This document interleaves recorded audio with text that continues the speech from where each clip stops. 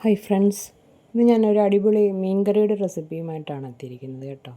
വേളാപ്പാര അല്ലെങ്കിൽ വറ്റ എന്നൊക്കെ പറയുന്ന മീനാണ്.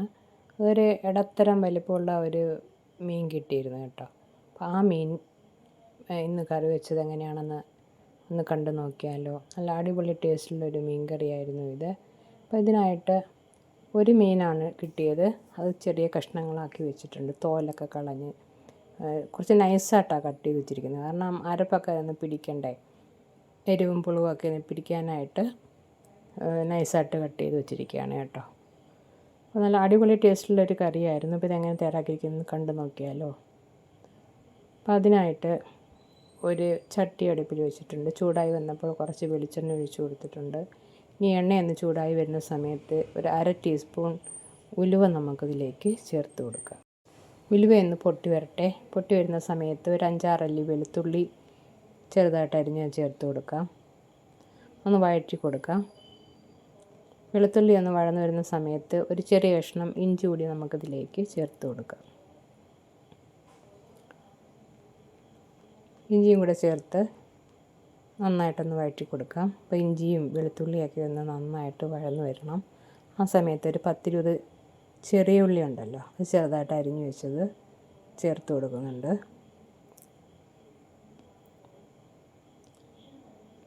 ഒരു പച്ചമുളക് 2ആയിട്ട് കീറിയതും കൂടെ ചേർത്ത് കൊടുത്തിട്ടുണ്ട്. ഇതെല്ലാം കൂടെ നന്നായിട്ടൊന്ന് വഴറ്റിയെടുക്കാം. ഉള്ളിയൊക്കെ ഒന്ന് വഴന്ന് വരട്ടെ. വഴന്ന് വരുന്ന സമയത്ത് നമുക്കതിലേക്ക് ഒരു തക്കാളി, ഒരു ഇടത്തരം തക്കാളിയാണ്, അതും കുറച്ച് കറിവേപ്പിലയും കൂടെ ചേർത്ത് കൊടുത്തിട്ടുണ്ട്. ഇനി ഇത് നന്നായിട്ടൊന്ന് വഴറ്റി കൊടുക്കാം.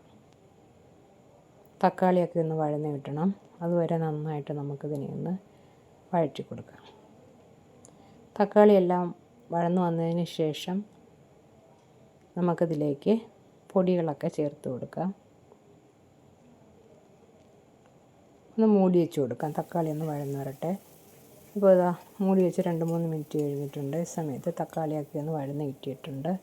ഇനി നമുക്കിതിലേക്ക് പൊടികൾ ചേർത്ത് കൊടുക്കാം. ഒരു 1/2 ടീസ്പൂൺ മഞ്ഞൾപ്പൊടി ചേർക്കാം. ഒരു 4 ടീസ്പൂൺ മുളക് പൊടി,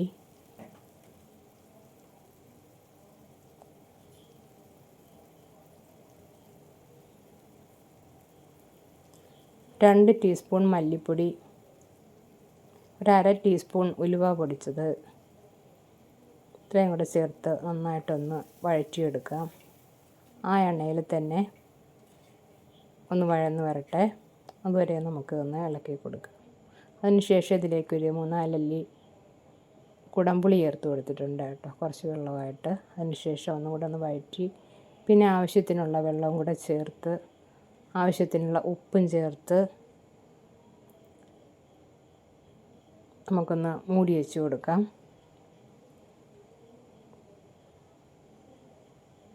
ഈ കൺസിസ്റ്റൻസി മതി. നമുക്കിനി ഇതൊന്ന് മൂടി വെച്ച് കൊടുക്കാം.